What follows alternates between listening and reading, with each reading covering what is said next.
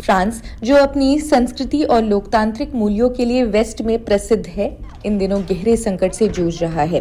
राष्ट्रपति Emmanuel Macron ने Sebastian लेकर्नू को देश का नया प्रधानमंत्री नियुक्त किया है, जो पिछले 2 वर्षों में फ्रांस के 5वें प्रधानमंत्री हैं। ये नियुक्ति ऐसे समय में हो रही है जब देश भर में सरकार विरोधी प्रदर्शन तेज हो रहे हैं। आइए फ्रांस में चल रहे संकट के बारे में जानते हैं। फ्रांस में ये सब तब शुरू हुआ जब पूर्व प्रधानमंत्री फ्रांसवा बायरो को संसद ने अविश्वास प्रस्ताव के जरिए हटा दिया। इनको देश में बढ़ते बजट कट्स को कम करने की योजना के लिए आलोचना झेलनी पड़ी थी। इसके बाद मैक्रों ने अपने करीबी सहयोगी और पूर्व रक्षा मंत्री सेबेस्टियन लेकर्नू को नया प्रधानमंत्री नियुक्त किया।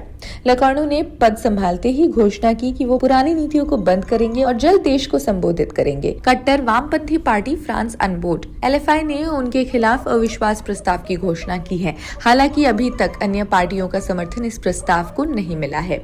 इसी बीच फ्रांस की सड़कों पर व्यापक विरोध प्रदर्शन हो रहे हैं, जो राष्ट्रपति मैक्रों और उनकी नीतियों के खिलाफ है। प्रदर्शनकारियों ने सब कुछ रोक दो का नारा दिया, जिसके तहत स्कूल, सड़कें और रेलवे स्टेशन अवरुद्ध किए गए हैं। पेरिस, मार्सेल, लियोन, नांत, लिल और अन्य शहरों में प्रदर्शनकारियों ने कचरे के डिब्बे से बैरिकेड्स बनाए, सड़कों को जाम कर दिया और पुलिस पर कचरा भी फेंका। पेरिस में एक रेस्टोरेंट में आगजनी की खबर भी सामने आई।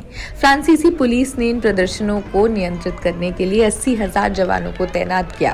पेरिस में दोपहर तक 183 लोगों को गिरफ्तार किया गया, जबकि पूरे देश में 100 से ज्यादा लोग हिरासत में लिए गए।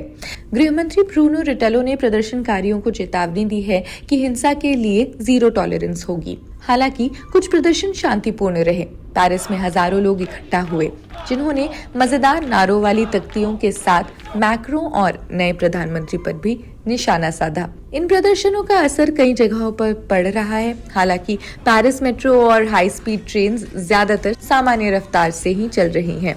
फ्रांस की आर्थिक स्थिति भी चिंताजनक है। देश का बजट घाटा बढ़ रहा है और निवेशक फ्रांस की वित्तीय स्थिति को लेकर चिंतित है।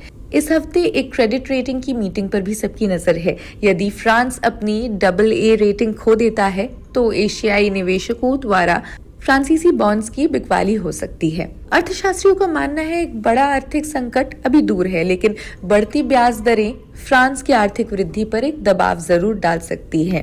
फ्रांस का ये संकट केवल राजनीतिक अस्थिरता तक सीमित नहीं है, ये सामाजिक असंतोष और एक आर्थिक अनिश्चयता का भी मिश्रण है।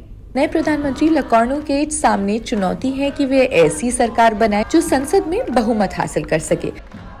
खैर, आप अपने सवाल और विचार कमेंट सेक्शन में हमें जरूर बताएं। देश दुनिया की अन्य खबरों के लिए देखते रहे जनसत्ता। शुक्रिया।